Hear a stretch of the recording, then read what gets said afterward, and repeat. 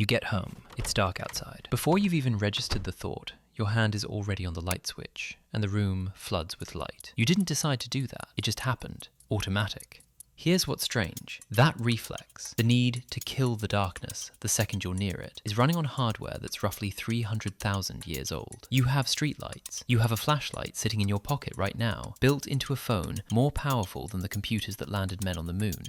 You are, by any measurable standard, the safest human being who has ever lived after sunset. So why does some part of you still refuse to believe that?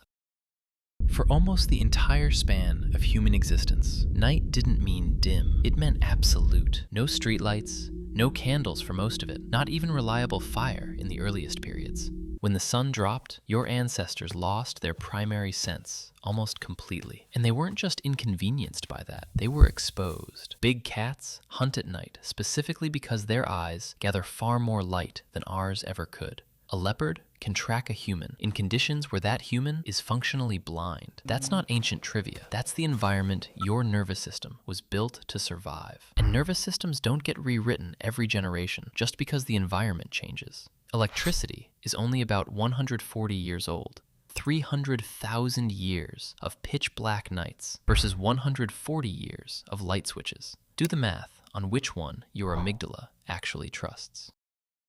Here's the part almost nobody explains properly. Your fear of the dark isn't a glitch. It's not your brain malfunctioning. It's a system working exactly as intended. Researchers studying this, the field is sometimes called error management theory, found something counterintuitive. Imagine you're a hunter-gatherer and you hear a rustle in the grass at night. You've got two ways to be wrong. You could assume it's nothing and it turns out to be a predator. Or you could assume it's a predator, and it turns out to be nothing. Those two mistakes are not remotely equal. One costs you a few seconds of unnecessary panic. The other costs you your life.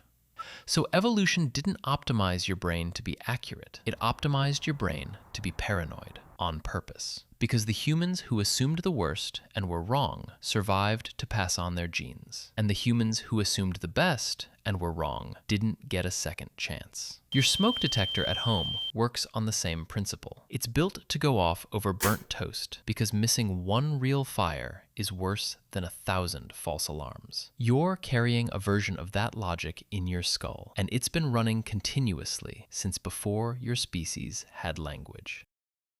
Here's something that rarely comes up. For most of human history, people didn't sleep through the night the way you do now. Historians studying medieval records, court documents, diaries, literature going back centuries, found consistent references to a first sleep and a second sleep, split by an hour or two of quiet wakefulness in the middle of the night. That wasn't insomnia, that was the schedule. People used that gap to pray, talk, tend the fire, or just lie there, listening. And when sleep researcher Thomas Wehr recreated pre-electric conditions in a lab in the 1990s, keeping subjects in darkness for 14 hours a day with no artificial light, their sleep spontaneously split into the exact same two-phase pattern within about a month. The body didn't need to be taught this, it remembered. Someone needed to be semi-alert through the night. And it turns out, the human sleep cycle itself evolved around that requirement. Fear of the dark wasn't just an emotion your ancestors felt. It got engineered directly into how their bodies rested. And when watching wasn't enough, they built rules around it. In medieval Europe, there was a nightly practice of physically covering your household fire before bed to control the risk of it spreading in the dark. A practice called couvre-feu